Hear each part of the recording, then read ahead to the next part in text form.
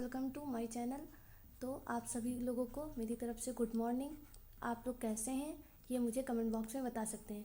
ठीक है, तो चलिए, कल में हम लोगों का रिवीजन सेशन थोड़ा हो चुका था। ठीक है, उसको अब आगे कंटिन्यू करेंगे इसके इस सेशन के बाद। ठीक है, मतलब मॉडर्न हिस्ट्री एक बार मैं पूरा आप लोगों को कवर करवा दूं, उसके बाद फिर से उसका रिवीजन सेशन रखेंगे और साथ में पीवाईक्यू और एमसीक्यू प्रैक्टिस रखेंगे। लेकिन आज के सेशन में आप लोगों को पढ़ाने के बाद मैंने आप लोगों को पीवाईक्यू भी थोड़े मैं लेके आई हूँ, मतलब थोड़े एमसीक्यू भी लेके आई हूँ। तो आप लोग जब इस सेशन को अच्छे से पढ़ोगे, ठीक है, और अच्छे से नोट्स बनाओगे, तभी उस एमसीक्यू को सॉल्व कर पाओगे। तो आप लोगों को ये सेशन पूरा अच्छे से पढ़ना है और एमसीक्यू सॉल्व करने हैं और अपना स्कोर कार्ड मुझे कमेंट बॉक्स में लिखना है।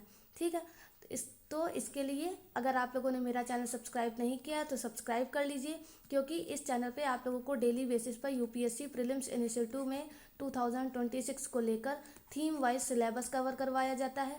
ठीक है, पीवाईक्यू और एमसीक्यू प्रैक्टिस करवाई जाती है और आगे जब मैं आप लोगों का सारा सिलेबस कवर करवा लूँगी तो इसी चैनल पे आप लोगों को टेस्ट सीरीज सॉल्व करवाई जाएगी और आप लोगों की प्रीलिम्स की तैयारी 0 to 100 करवाने की मेरी कोशिश होगी। तो आप लोगों का भी काम इतना होना चाहिए कि मेरी मेहनत को सपोर्ट करें और अपनी मेहनत को सपोर्ट करें।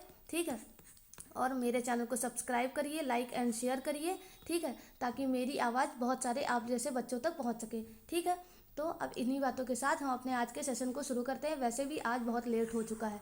ठीक है, तो चलिए जल्दी शुरू करते हैं। देखो, अब हम लोगों ने 1857 की क्रांति पढ़ी, उसके बाद की क्रांति पढ़ ली थी। ठीक है, और इंडियन नेशनल कांग्रेस की स्थापना भी पढ़ ली थी। अब उसके बाद के हम लोग आगे की बातचीत मॉडर्न हिस्ट्री में करेंगे।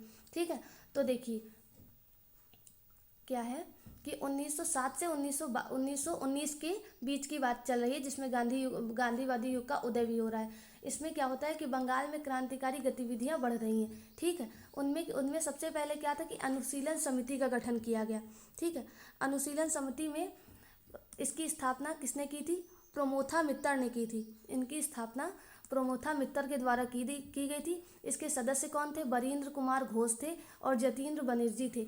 सदस्य याद रखना, ठीक है, क्योंकि इम्पॉर्टेंट है और मुझे ईयर नहीं याद है पर पक्का कि ये यूपीपीसीएस और यूपीएससी दोनों के पीवाईक्यू में पूछा जा चुकी अनुशीलन समिति के बारे में। ठीक है, और इसका उद्देश्य क्या था कि शारीरिक और नैतिक प्रशिक्षण देना इसका उद्देश्य था। ठीक है, जिसमें और ये कब की बात है? 1907 से 1908 की बात है। ठीक है, इतना याद रखोगे। अब अगर अनुशीलन समिति के बाद देखा जाए तो युगांतर पत्रिका, जो कि युगांतर मासिक पत्रिका थी, जो कि 1906 में संपादित की गई थी, इसमें क्रांतिकारी हिंसा की वकालत की गई थी। अगर आप लोग मुझे कमेंट बॉक्स में बता सकते हैं युगांतर पत्रिका किसकी है। ठीक है, फिर उसके बाद क्या हुआ कि मुजफ्फर बम कांड हो गया 1908 में ही, जिसमें क्या था कि खुदीराम बोस और प्रफुल्ल चाकी, ये दो आदमी थे, खुदीराम बोस और प्रफुल्ल चाकी, जिन्होंने जज किंग्सफोर्ड की हत्या का प्रयास करने की कोशिश की थी। ठीक है, इसमें मुजफ्फर बम कांड में।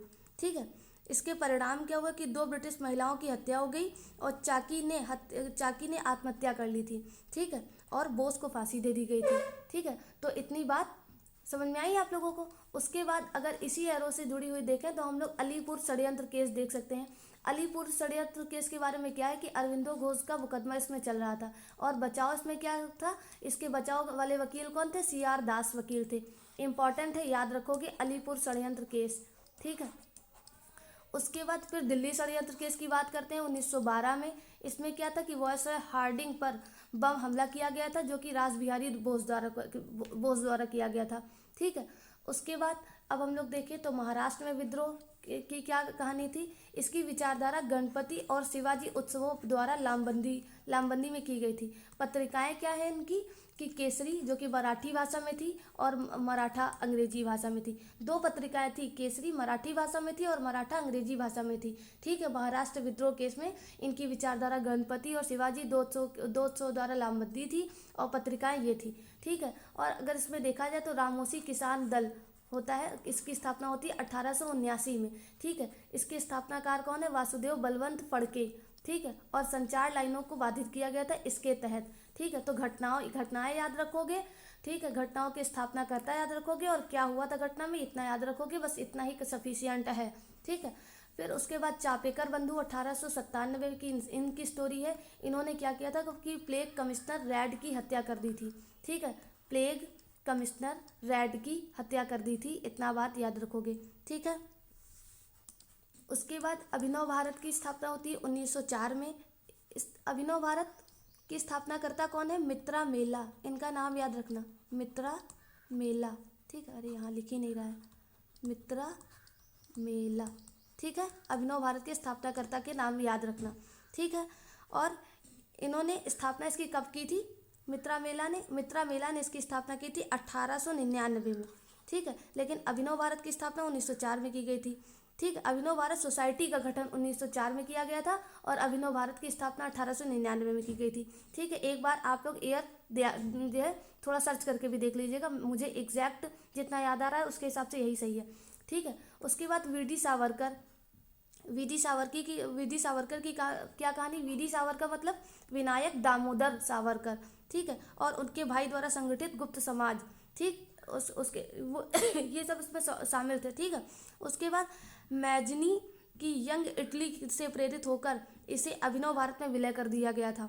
ठीक है, फिर क्रांतिकारी गतिविधियों के केंद्र कौन कौन से थे? मतलब इनकी क्रांतिकारी गतिविधियों के केंद्र कौन से थे? नासिक, ठीक है, नासिक, पूना, बम्बई बम बनाने के केंद्र बन गए थे। ठीक है, तो आई होप आप लोगों को इतनी बात समझ में आ गई है। फिर अगर हम लोग देखें कि विदेशों में क्रांतिकारी गतिविधियाँ कहाँ कहाँ चल रही थी, तो ठीक है, ये गदर पार्टी है 1993 में। ये एरिया आप लोगों को समझ में आ ही रहा होगा। ये एरिया का नाम अगर आप लोग बताओ क्या नाम है? ये उत्तरी अमेरिका हो गया, मतलब नॉर्थ अमेरिका में ये अमेरिका वाला पार्ट है। अब अमेरिका में यहाँ पे कौन सा पार्ट या फिर पोर्ट या फिर फेमस सिटी आप लोग बताइए, जिसमें गदर पार्टी 1913 में लाला हरदयाल ने चलाई थी और गदर अखबार भी निकाला था। ठीक है, उसके बाद इंडिया हाउस 1905 में। ठीक है, इंडिया हाउस जिसमें श्यामजी कृष्ण वर्मा मदन लाल ढींगरा द्वारा करजन वाडली की हत्या कर दी गई थी। तो ये जगह कौन सी है? ये जगह अब मुझे याद आ रही है, सैन फ्रांसिस्को। ठीक, याद रखना जगह का नाम। ठीक, सैन फ्रांसिस्को की ये जगह है जिसमें क्या होता है कि ब्रिटिश शासन के विरुद्ध सशस्त्र विद्रोह का आह्वान किया गया था। ठीक है, और ये आह्वान लाला हरदयाल ने किया था अपनी गदर अखबार में। ठीक है, उसके बाद ये जगह है लंदन। ठीक है, जो कि ब्रिटेन का पार्ट है, जिसमें श्यामजी कृष्ण वर्मा इंडिया हाउस की उन्होंने 1905 में स्थापना की थी और मदन लाल ढींगरा द्वारा करजन वाडली की हत्या कर दी गई थी। ठीक है, उसके बाद क्या है? उसके बाद पेरिस क्रांतिकारी गतिविधियाँ हुई थी, जिसमें क्या हुआ था कि मैडम भिकाजी कामा और जैसे क्रांतिकारियों का केंद्र बन गया था। मैडम कामा कौन थी? मैडम कामा के बारे में आप लोग याद रखोगे कि मैडम कामा स्टुटगार्ट कांग्रेस 1907 में भारतीय राष्ट्रीय ध्वज का पहला संस्करण इन्होंने किया था। ठीक है, और क्रांतिकारियों को प्रेरित करने के लिए वंदे मातरम जैसी पत्रिकाएं प्रकाशित की थी मैडम भिकाजी कामा ने। मैंने इससे पहले भी आप लोगों को मैडम भिकाजी कामा के बारे में पढ़ा रखा है। ठीक है, फिर अगर हम लोग बर्लिन कमेटी की बात करें, ठीक है, तो बर्लिन कमेटी 1915 आप लोगों को याद होगा। ठीक है, इसे भारतीय स्वतंत्रता समिति के नाम से भी जाना जाता है। इसको एक नाम और भी देख लो, भारतीय स्वतंत्रता समिति। ठीक है, भारतीय स्वतंत्रता समिति के नाम से भी जाना जाता है, जिसमें वीरेंद्र नाथ चट्टोपाध्याय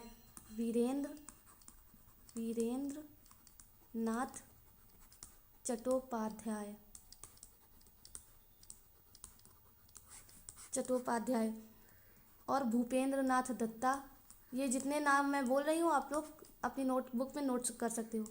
भूपेंद्र नाथ दत्ता, ठीक है, और अन्य द्वारा इसकी स्थापना की गई थी। ठीक है, इसमें क्या था कि जिम्मरमैन योजना यानी कि हथियार तस्करी की योजना बनाई जा रही थी। इसका उद्देश्य प्रथम विश्व युद्ध के दौरान भारतीय स्वतंत्रता के लिए जर्मन समर्थन प्राप्त करना था। बर्लिन कमेटी का उद्देश्य आप लोग याद रखोगे कि प्रथम विश्व युद्ध के दौरान भारतीय स्वतंत्रता के लिए जर्मनी का समर्थन प्राप्त करना था और भारत में विद्रोह भड़काने के लिए इंडो जर्मन षड्यंत्र केस का हिस्सा भी ये बर्लिन कमेटी बनी थी, जो कि 1915 में स्थापित की गई थी। आई होप आप लोगों को ये चीज़ समझ में आ गई है। और गदर पार्टी जिसका उद्देश्य क्या था, जिसमें मतलब ये ब्रिटिश जो है अपना एक सत्ता अधिग्रहण करना चाहते थे और ये विवाद का कारण कामागाटू मारू घटना 1914 में कनाडा में प्रवेश संघर्ष का कारण बनी थी।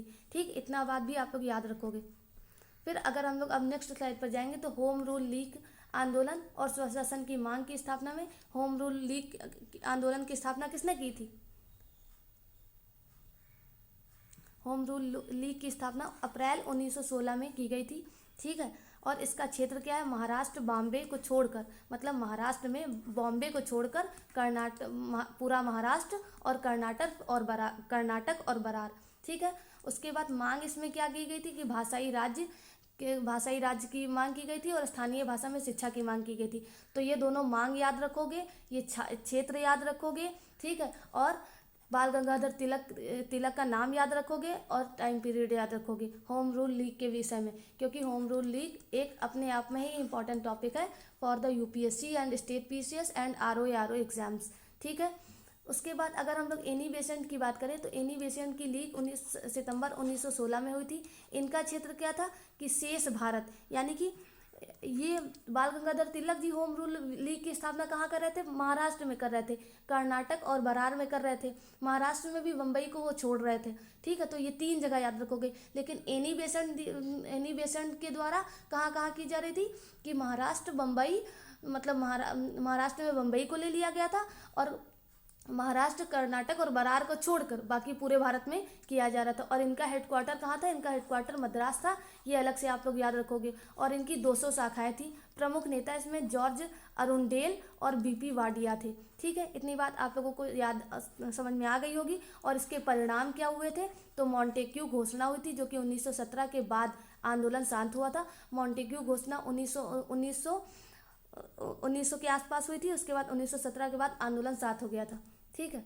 फिर अगर लखनऊ समझौता 1916 की बात की जाए तो इसका एक ऐतिहासिक क्षण क्या है कि गरम दल की वापसी हो गई, जिसमें तिलक और एनी बेसेंट के प्रयासों से उग्रवादियों का कांग्रेस में पुनः प्रवेश हो गया था, ठीक है। उग्रवादियों यानी कि गरम दल और नरम दल के दोनों नेता कल मैंने आप लोगों को पढ़ाया है। आप कमेंट बॉक्स में मुझे बता सकते हैं कि उग्रवादियों यानी कि गरम दल में कौन से 3 नेता शामिल थे। 3 प्रमुख है, बाकी शामिल तो और भी थे, ठीक है। और इसमें क्या हुआ कि कांग्रेस लीग समझौता,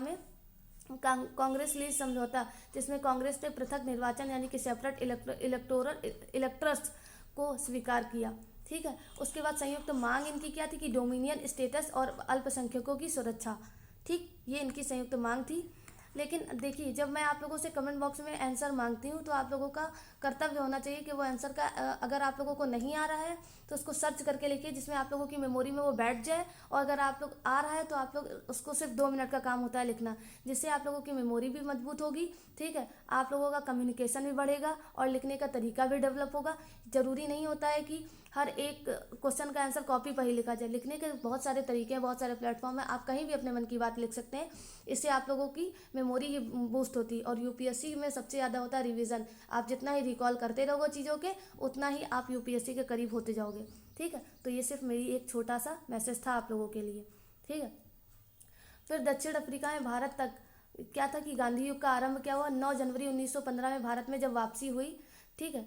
ये किसकी? दक्षिण अफ्रीका में। इससे पहले गांधी जी कहाँ थे? दक्षिण अफ्रीका में थे, जो 1910 से 1914 का टाइम पीरियड है। इसमें टॉल्स्टॉय फॉर्म सत्याग्रह का प्रयोग सत्य प्लस अहिंसा का किया था। सत्याग्रह का मतलब ये होता है सत्य प्लस अहिंसा, ठीक है। फिर 9 जनवरी 1915 के बाद भारत में इन्होंने जब वापसी ली तो ये भारत भ्रमण किया इन्होंने। फिर गोखले की सलाह पर 1 वर्ष तक भारत को इन्होंने समझा। गोखले मतलब गोपाल कृष्ण गोखले। फिर इन्होंने क्या, फिर सत्याग्रह कमजोरों का हथियार नहीं है बल्कि आत्मबल का प्रयोग है, ये इन्होंने एक मैसेज दिया था, ठीक है। फिर प्रारंभिक प्रयोग में चंपारण और अहमदाबाद आंदोलन इन्होंने किया। चंपारण सत्याग्रह 1917 में किया गया था, ठीक है। इसकी समस्या क्या थी कि तिनकठिया प्रणाली 3/20 भाग, जिसमें नील पर खेती करने के लिए बोला गया था। और इसका समाधान क्या दिया गया था कि पहला सविनय अवज्ञा आंदोलन किया गया था। ये समाधान में बात निकल कर आई थी। और इसके परिणाम क्या हुए कि पहली प्रणाली समाप्त हुई और मुआवजा भी मिला, ठीक है। तो ये तिनकठिया प्रणाली के बारे में मैंने आप लोगों को पहले ही पढ़ाया है, आप लोग इस बात से अवगत हैं, ठीक है। फिर अहमदाबाद मिल हड़ताल 1918 में हुई। इसकी समस्या क्या थी कि प्लेग बोनस विवाद चल रहा था, जिसमें 50% बनाम 20% की देने और लेने की बात की जा रही थी अंग्रेजों और भारतीयों के द्वारा। और इसका समाधान गांधी जी ने क्या निकाला था कि पहली भूख हड़ताल इन्होंने की थी। और इसका परिणाम क्या हुआ था कि 35% वेतन में वृद्धि कर दी गई थी अंग्रेजों के द्वारा भारतीयों में, ठीक है। फिर खेड़ा सत्याग्रह होता है 1918 में, ये पहला असहयोग आंदोलन है। इसमें खेड़ा सत्याग्रह, ये देखिए आप लोग सब लोग बैठे हैं। इसका कारण क्या था कि फसल बर्बाद होने पर भी टैक्स वसूली की जा रही थी अंग्रेजों के द्वारा ब्रिटिश भारतीय लोगों से। इसमें गांधी जी का आह्वान किया गया और कर ना देने की मांग की गई गांधी जी के द्वारा ब्रिटिशर्स से। ठीक है, इसमें महत्वपूर्ण भूमिका सरदार वल्लभ भाई पटेल के द्वारा निभाई गई थी। और परिणाम क्या था कि सरकार ने केवल सक्षम किसानों से कर ना लेने का आदेश दिया था। ठीक है, फिर रॉलेट एक्ट आता है 1919 में, जिसे काला कानून के नाम से भी जाना जाता है। इसमें ना दलील, ना वकील और ना ही अपील की बात कही गई थी। और इसके प्रावधान क्या थे कि बिना वारंट गिरफ्तारी की जा रही थी, बिना मुकदमे हिरासत में लिया जा रहा था। और इसकी प्रतिक्रिया में हमारे भारतीय लीडर्स के द्वारा क्या किया गया कि 6 अप्रैल 1919 को देशव्यापी हड़ताल की गई। ठीक है, रॉलेट सत्याग्रह के विरोध में। और महत्व इसका क्या निकला कि यह पहला अखिल भारतीय जन आंदोलन था। ठीक है, याद रखोगे, इम्पॉर्टेंट है। ठीक है, रॉलेट एक्ट के बारे में मैं आप लोगों को कुछ और बताना चाहती हूँ। देखिए, रॉलेट एक्ट जो है वो 1919 का टाइम पीरियड है। ठीक है, जिसको काला कानून यानी कि ब्लैक एक्ट के नाम से भी जाना जाता है। इसमें क्या हुआ था कि रॉलेट आयोग की सिफारिशों के आधार पर मार्च 1919 में ये पारित किया गया, जो कि मैंने आप लोगों को बताया। ठीक है, इसमें फिर दूसरी घटना क्या होने लगी कि युद्धकालीन भारत रक्षा अधिनियम जो था 1915 में बनाया गया था, उसको विस्तारित कर दिया गया। ठीक है, और जिसके तहत बिना मुकदमे के कारावास की अनुमति भी दे दी गई थी। ठीक है, और बिना मंजूरी की सुनवाई, बिना वारंट के गिरफ्तारी और प्रेस सेंसरशिप की अनुमति भी दी गई इसी टाइम के समय। ठीक है, और इंपीरियल लेजिस्लेटिव काउंसिल में भारतीय सदस्यों द्वारा इसका विरोध किया गया। ठीक है, और जिसके कारण क्या हुआ कि इस्तीफा देना पड़ा किसको, जिन्ना और मालवीय आदि को। ठीक है, यानी कि जिन्ना और मदन मोहन मालवीय। ठीक, तो इतना रॉलेट एक्ट के बारे में मैं आप लोग को बताना चाहती थी। फिर अगर जलियांवाला बाग नरसंहार की बात करें, ठीक, तो ये 13 अप्रैल 1919 की घटना है। पहले तो आप लोग टाइम पीरियड ही याद रखोगे। घटना क्या था, घटना में जनरल डायर ने निहत्थी भीड़ पर बहुत सारी गोलियां चला दी थी। ठीक है, तो ये जनरल डायर ने निहत्थी भीड़ पर, यानी कि कोई भी हथियार उन लोगों के हाथ में नहीं थे, उन सब पर गोली चला दी। ब्रिगेडियर जनरल डायर ने अमृतसर में 79 लोगों पर गोली चलाने का आदेश दे दिया था, जिसमें 1000 से अधिक लोग मारे गए थे और 15,000 से अधिक, मतलब 1500 से अधिक लोग घायल हो गए थे। ठीक, और कांग्रेस का अनुमान था, क्योंकि इसमें निकास मार्ग अवरुद्ध कर दिए गए थे। ठीक, तो ये कांग्रेस ने अनुमान लगाया था। फिर इसमें मार्शल लॉ लागू किया गया। मार्शल लॉ आप लोग जानते होंगे। ठीक, मैंने आप लोगों को पॉलिटी में पढ़ाया है। ठीक, जिसके तहत UAPA लगा दिया जाता है आज के टाइम पर। ठीक, मार्शल लॉ लागू किया गया था। सार्वजनिक रूप से कोड़े मारे गए थे और अपमानित भी किया गया था ब्रिटिशर्स के द्वारा भारतीय लोगों को। ठीक है, जिसमें रविन्द्रनाथ टैगोर ने नाइटहुड की उपाधि त्याग दी थी इसी टाइम पर, ये देखिए लिखा भी है। ठीक, और गांधी ने कैसरा हिंद पदक लौटा दिया था। ठीक, तो ये हम लोगों ने, मतलब भारतीय लीडर्स ने अंग्रेजों के तहत अपना गुस्सा जाहिर करने का ये एक तरीका निकाला था। ठीक है, तो ये बहुत ही अपमानजनक और बहुत ही डरावना केस था उस टाइम का। ठीक है, जो कि सबसे बड़ा हिंसक प्रयास किया गया था ब्रिटिशर्स के द्वारा भारतीय लोगों पर, जिसमें क्या था कि घटना जनरल डायर ने नियति भीड़ पर गोलियां चलाई थी। हताहत क्या हुए थे कि 1000 से अधिक लोग, निर्दोष लोग मारे गए थे, जो कि कांग्रेस ने अनुमान लगाया था कि, और 1500 से अधिक लोग घायल भी हुए थे। ठीक है, और रविन्द्रनाथ टैगोर जी ने अपनी नाइटहुड की उपाधि त्याग दी थी और गांधी जी ने कैसरा हिंद पदक लौटा दिया था। ठीक, फिर अगर हम लोग अपने निष्कर्ष के बारे में बात करें तो क्रांतिकारी चरण में क्या किया गया था कि वीरतापूर्ण प्रयास किए गए, लेकिन ब्रिटिश दमन और जन समर्थन की कमी के कारण ये सीमित रहा। संवैधानिक और राजनीतिक में क्या किया गया कि होम रूल और लखनऊ में होम रूल लखनऊ समझौता के आधार पर तैयार किया गया, लेकिन पूर्ण स्वराज नहीं ला सके। और गांधीवादी युग की बात करें तो सत्याग्रह और अहिंसा ने जनता को एक शक्तिशाली हथियार बना दिया था, लेकिन जलियांवाले बाग के बाद असहयोग 1920 में अनिवार्य हो गया था। ठीक है, तो ये इतनी हम लोगों की स्टोरी होती है आज की। आई होप आप लोगों को सारे टॉपिक समझ में आए होंगे। जहाँ पर जो डाउट हो या फिर जहाँ पर जो भी चीज़ें आप लोगों को समझ में ना आ रही हो, वॉइस प्रॉब्लम हो, माइक प्रॉब्लम हो, ठीक है, मेरे बोलने में अगर स्पीड तेज़ लग रही हो, तो आप लोग सारी भी प्रॉब्लम्स मुझे कमेंट बॉक्स में बता सकते हैं। ठीक है, ये हमारे साथ आपका भी चैनल है, हमारे साथ आपकी भी जिम्मेदारी है कि हमारी कमियों को आप बताइए, आपकी कमियों को मैं उजागर धीरे धीरे करूँगी और मिलकर यूपीएससी प्रीलिम्स 2026 सारी कमियों को दूर करके कर लिया जाएगा। ठीक है, तो आप लोग अच्छे प्रयास मेरे साथ दिखाइए, मेरे चैनल को सब्सक्राइब कर लीजिए। ठीक है, हाँ मैं तो भूल ही गई, आज मैं आप लोगों के एमसीक्यू भी लेके आई हूँ। ठीक है, तो आप सब लोग एमसीक्यू के लिए तैयार हो जाइए। ठीक, चलिए एमसीक्यू आज का, और ये एमसीक्यू वही है जो ऊपर मैं पढ़ा के आई हूँ। अगर आप लोगों ने अच्छे से सुने हैं तो मुझे तो सॉल्व कर लेंगे आप लोग। देखिए पहला एमसीक्यू क्या है, मतलब पहला क्वेश्चन क्या है, who served as the defence lawyer for Aurobindo Ghosh during the Alipore conspiracy case. ठीक, तो आप लोग इसका आंसर दीजिए। CR दास यानी कि चिदम्बरम दास, अंबिका चरण मजुमदार, सरदार पटेल या मोतीलाल नेहरू। ठीक है, मतलब अलीपुर कॉन्स्पिरेसी केस में अरविंदो घोष की तरफ से कौन डिफेंस लॉयर बनकर आया था। मैंने पहले ही स्लाइड में आप लोगों को ये क्वेश्चन पढ़ाया है और मार्क भी करवाया है। इसका आंसर मुझे जल्दी कमेंट बॉक्स में दीजिए। मैं 1 मिनट वेट कर लेती हूँ। तो इसका आंसर क्या है, इसका आंसर है CR दास यानी कि चिदम्बरम दास, इसका करेक्ट आंसर हो जाएगा। चलिए एक्सप्लेनेशन भी देख लेते हैं। ठीक है, आंसर में CR दास यानी कि चिदम्बरम दास served as the defense lawyer for the Arvindo Ghosh during the Alipur bomb conspiracy case 1908 to 1909.